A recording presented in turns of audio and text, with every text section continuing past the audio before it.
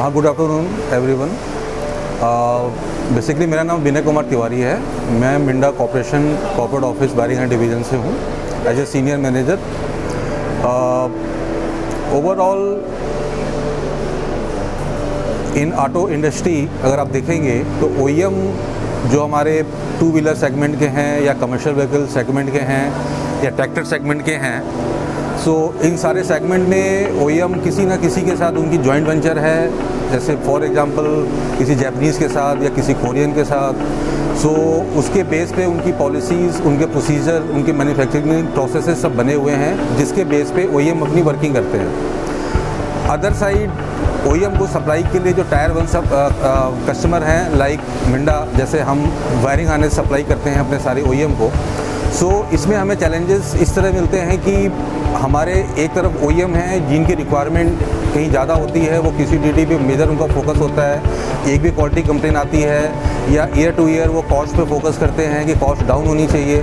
सो इस तरह के प्रोसेसेस या इस तरह की रिक्वायरमेंट ओईएम की तरफ से टायर वन पे आती है।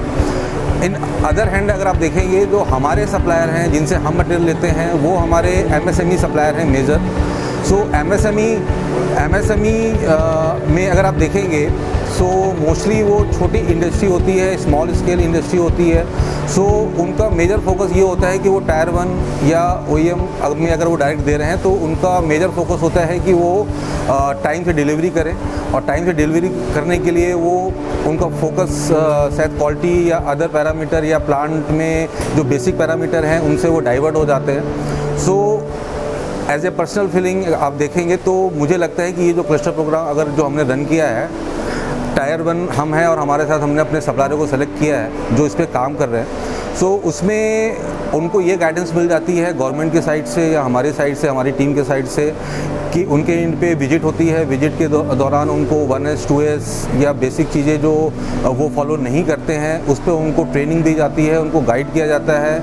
उनके इन पे जो कई सालों से स्क्रैप जनरेट हो रहे होते हैं उन पे उनका फोकस नहीं होता है, न उसकी वो कुछ वैल्यू निकालते हैं। सो इस तरह के क्लस्टर प्रोग्राम आप देखेंगे तो उनके लिए काफ़ी बेनिफिशियल है क्योंकि उनको कोई बताने वाला नहीं है। और तो ओवरऑल में अभी तक मैं मिंडा एक्वा क्लस्टर की बात करूं तो इसमें अभी तक हमारा ये सेकंड एमआरएम है। हमने टोटल 6 कंपनियां को हमने इसमें कंसीडर किया है। सो पहली कंपनी जो हमारे एमआरएम हुई थी वो वायर मैन्युफैक्चरर है। सो वायर मैन्युफैक्चर के इन पे अगर आप देखेंगे तो वहाँ पे जो ट्रेनिंग के दौरान गवर्नमेंट की तरफ से या हमारी टीम की तरफ से जो हमने उनको गाइड किया, एटलीस्ट 1S 2S जो बेसिक चीज़ है, प्लस जो स्क्रैप जनरेशन हो रही है उसका अगर आप उसको स्पेस क्रिएट करते हैं या स्क्रैप को रीसेल करते हैं तो उससे आप कुछ वैल्यू भी जनरेट कर लेते हैं। सो उनको किसी भी तरह की किसी कॉस्ट इन्वॉल्वमेंट उनकी नहीं होती है और प्रोडक्शन लाइन पे उनका फोकस होता है क्योंकि हम इसमें कंपनी के CEO को डायरेक्ट इन्वॉल्व करते हैं। सो ओवरऑल में एक सारी चीज़ें एक पॉजिटिव डायरेक्शन में जाती हैं क्योंकि हमें ओईएम से हमें ऐसे इस तरह के इनपुट नहीं मिलते या हमारी टीम में अदर वर्क की वजह से हम उतना फोकस नहीं कर पाते। लेकिन अगर हम क्लस्टर के जॉइंटली अगर एफर्ट डालते हैं तो क्लस्टर में जो काउंसलर हैं वो जाते हैं तो ओवरऑल में सबके लिए विन विन पोजीशन होती है। सो ये सभी के लिए बेनिफिशियल है। आज हमारी सेकंड एमआरएम है रिद्धि में। यहाँ पे भी जो विजुअल है वो काफ़ी अच्छे डिस्प्ले हैं।